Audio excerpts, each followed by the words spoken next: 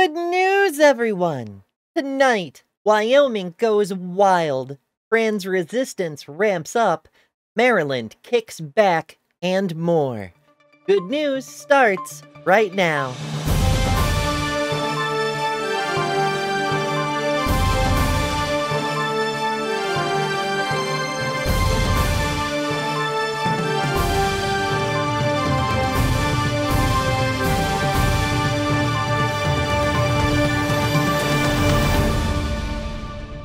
First up, transphobic misogynists get a little more honest.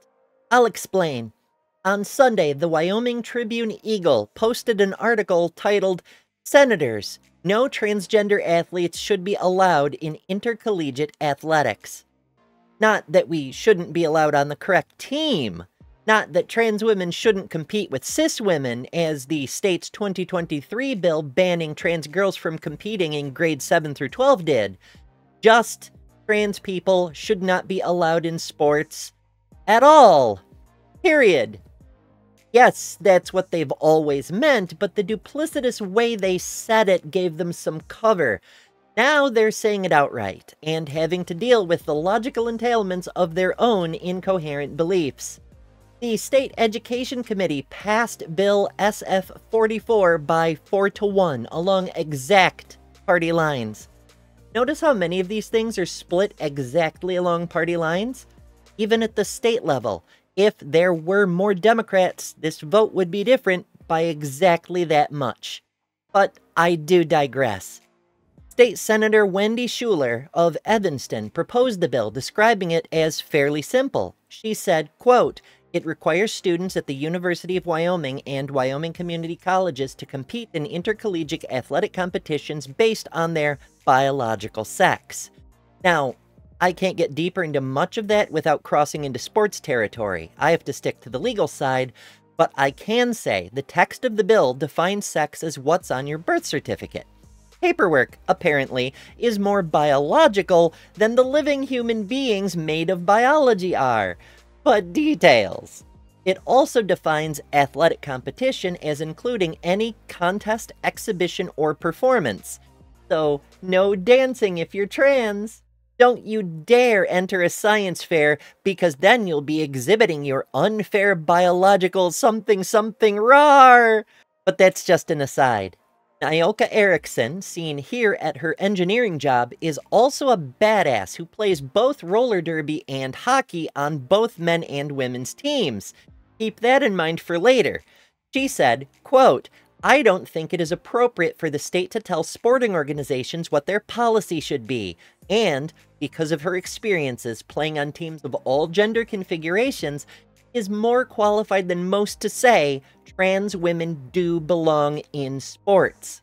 Macy Boggs, seen here trying to grift like Riley Gaines, and who isn't even from Wyoming but Nebraska, was nonetheless platformed to opine on the legal situation, and told the Tribune-Eagle that the UW women's volleyball team, who, as reported in Transposition Sports, chose to forfeit games last year out of spite, was, quote, "denied the chance to play," because they had to either compete against a team rostering a male athlete on a women's scholarship, robbing us of fair and safe competition, or forfeit. First of all, making a choice isn't a denial, obviously. More important, as reported in Transposition Sports, the team being referenced is only alleged to have a trans team member, in much the same way Imani Khalif was alleged to be trans. Somebody started a witch hunt, nobody has any evidence, and people running amok over it illustrate why it isn't anybody's business for a vast array of reasons, not the least of which being that it implies somebody ought to be checking inside children's pants to examine what's there. A huge privacy violation for all kids. But even more than that, Boggs' blathering reveals the true position of transphobes under the thin veil of faux feminism. Trans misogyny is grounded in two premises. Trans women are men, and women suck at sports. It's misogyny with extra steps. Worse, it pretends to be feminism while actively and aggressively trying to subjugate all women. Remember Ms. Erickson? I asked you to keep in mind that she plays two of the most physically intense sports there are, roller derby and hockey, and she plays on both women's and men's teams. She puts the lie to Macy's nonsense because she demonstrates that women are capable of playing with the boys. Women don't suck at sports, and it's sexist and gross to say we do. It's worth noting that the paper didn't bother to include any trans people's perspectives on this bill that affects trans people. A University of Wyoming student survey from 2022 reveals about 2% of the student body are openly trans, consistent with the range established by national surveys. That's not a lot of people, but with an enrollment of 11,000, that's more than 200 people. Maybe they're all reluctant to talk to the media because of what happened to the last trans person to get noticed at UW. Artemis Langford made national news in 2023 after she became the first trans woman to join the sorority Kappa Kappa Gamma at the University of Wyoming and faced a lawsuit over it, which she won last year. For over a year, she faced harassment both in person from fellow students and members of the community at large, and from the national media. So that may have something to do with why UW's trans students don't want to talk to the press. All these bills and acts and committee meetings where Republicans try to push their regressive agenda down everyone's throats are revealing more and more clearly that while they're presented as just protecting women, the reality is they're just oppressing women. They're codifying that women aren't good enough, that we're second class and we should expect less privacy than men, whether it's checking our papers or checking inside our pants. Trans people are just the excuse. We've always known that, but now they're saying it. And to be clear, the reason that's good news is because the 75 million US voters and who knows how many more around the world who were fooled by the propaganda and rhetoric, well, now that illusion is starting to shatter. We protect women by protecting all women, including trans women, including black women, including lesbians and women with beards and women with alopecia and every other kind of women. Blatantly discriminatory bills like SF-44 and the misogynistic supporters backing them make it clear that so-called conservatives are only interested in doing the opposite. Next, a science spotlight. Why is the regret rate so unbelievably low for trans patients? An article titled Post-Operative Regret Among Transgender and Gender-Diverse Recipients of Gender-Affirming Surgery was published recently in the Journal of the American Medical Association Surgery, asking the question, why is the surgical regret so much lower for trans patients? That because, as has been noted on this program, the regret rate for trans surgeries is more than 93% lower than that for the average of all procedures and is by far the lowest of any regret rate in medicine. That article sought answers not just for curiosity's sake, but to see if something might be found that could be adapted to other surgeries to improve the outcomes for procedures generally. The authors investigated post-operative regret rates for patients who received some type of gender-affirming surgery. Their meta-analysis included over 7,000 patients and found a regret rate so low it was scarcely measurable. Less than 1% for both transmasculine and transfeminine people. The average regret rate for surgeries overall is around 14.4%. Again, gender-affirming care has a higher rate of positive outcomes than anything else humans do. To be clear, surgical regret rates include things like infections or unexpected difficulties while healing. Other surveys we've covered reveal that only 8% of those who do state having regrets as part of transition are dissatisfied with the surgical procedure itself, or less than 0.08% of the total study participants, who number in the thousands. That said, the regret rate is so low, it is statistically impossible. That is to say, the people receiving these surgeries experience a quality of life increase so great it completely eclipses other factors that in any other circumstance would constitute some measure of regret, like post-surgical infections, for example.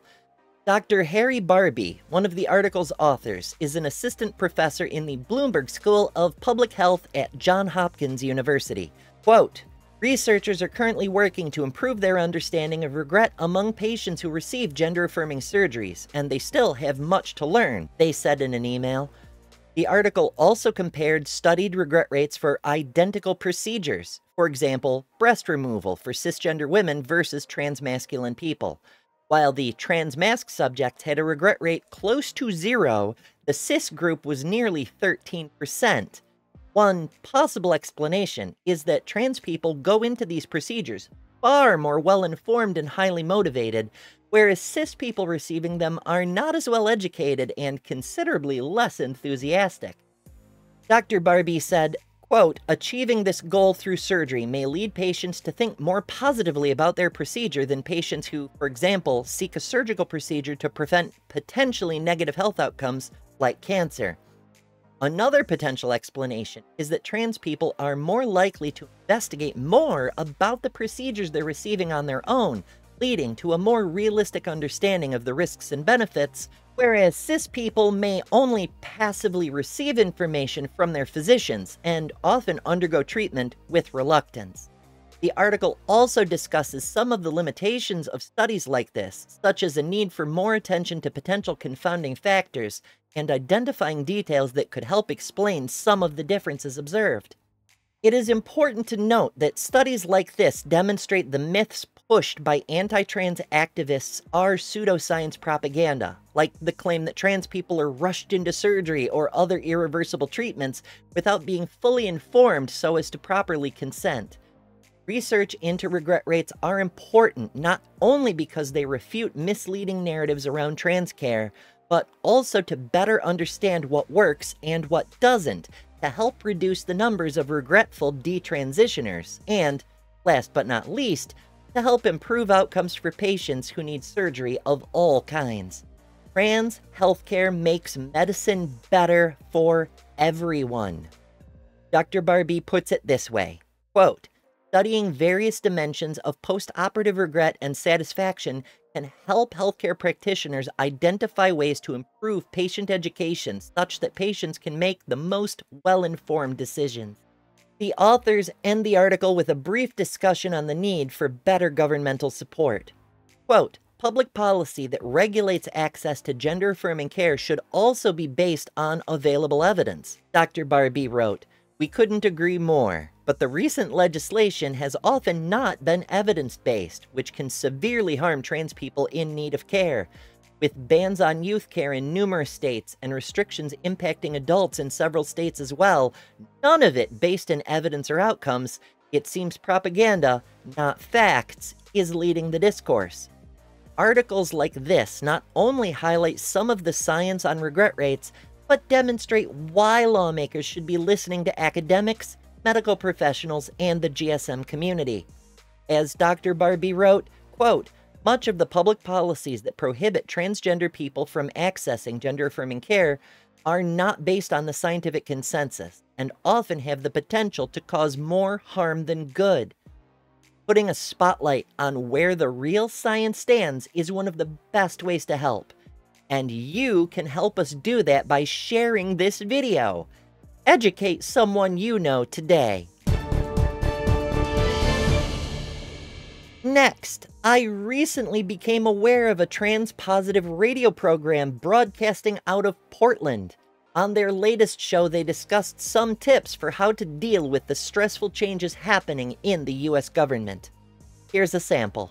When people are staging a protest and they just go limp, it takes 3 people to carry away a limp human body. It's actually easier than if you resist. If you just go limp, they have to bear all the weight. And I think that's something we should do. We should try to say, just let the lethargy of trying to get their little magic agenda, let them try. but just go limp. Don't cooperate. Don't make it easier for them. So that's my first thought. The second thing is to continue. So the idea is we want to continue with our resistance. We want to be able to say we're going to do it all the time, every way we can. So we're going to frustrate them because almost everything they do is hurting someone, even if it isn't us. So what we want to do is we want to sit there and network, and we want to link arms, and we want to be not just a dead weight, but we also want to do something positive. And the last thing is to not lose contact with who we are as people. We have to continue to live our lives. We can't just turn away from everything. We have to somehow realize that we can't give it every single second of our day. We have to develop skills of self-care so that we don't do anything to tear our bodies down, our minds down, or spirits down, or our relationships down. So we have to adopt a therapeutic modality for everything that we do each day. And we do it not just for ourselves, but we do it for each other and for our community. And by doing that, we bear witness that we're good people and that we're something that have a lot to offer. You can find more from the Transpositive PDX show twice a month on KBOO Radio in Portland, KBOO.FM on the web, or on the podcast app of your choice. Next, Maryland pushes back on federal rule changes. The Birth Certificate Modernization Act is designed to make it easier to update sex markers on state-issued documents like driver's licenses, as well as birth certificates, and will add an X option to recognize non-binary people and increase existing security by codifying that no document shall display any sign of past amendment. Senator Clarence Lamb, sponsor of the act, said, quote, "This bill will ensure that people can obtain documentation that matches who they are." Opponents of self-ID often argue that it is vital for public safety as well as personal security that identification match the description of the individual being identified, but don't seem to realize that's exactly the point. If the ID says something that obviously doesn't match the person theoretically being described, it causes confusion that can lead to problems. Being able to update identity documents is essential for the government's interest. Being able to determine whether the person presenting an ID is the person on the ID. Existing state law permits people who have undergone medicalization or are intersex to correct their birth certificates and provides for caretakers such as guardians or legal representatives to file written requests on behalf of those under their care as well.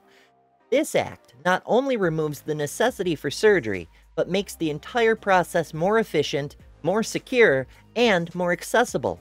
Plus, it adds the X option, increasing the utility considerably over the existing statute. During the current president's first term, federal policy was drastically changed to restrict trans health care and remove discrimination protections, as well as banish trans service members from the armed forces. On Monday, the president signed an executive order declaring the federal government will recognize only male and female designations, and went on to provide a definition that categorizes every American as female. That's the fun of having science illiterate incompetents in charge. They put all kinds of interesting things into law without even realizing what they're doing. It's always good to see that regardless of what chicanery is afoot in the Capitol, some states are still on the path to greater equality and justice for all Americans. The fact that this effort is in spite of regressive posturing at the federal level makes it all the sweeter. If you enjoy content like this, make sure to subscribe. Transpositions Weekly is the first and only weekly trans news show in the universe, and we need your support to keep this show going. Contribute at patreon.com/thetranspositions. Spread the word all over social media to let people know we're here, and tell us what stories matter to you by joining the community on Discord. Discord, of course, is where the memes live, and our meme of the week was posted by Stephanie.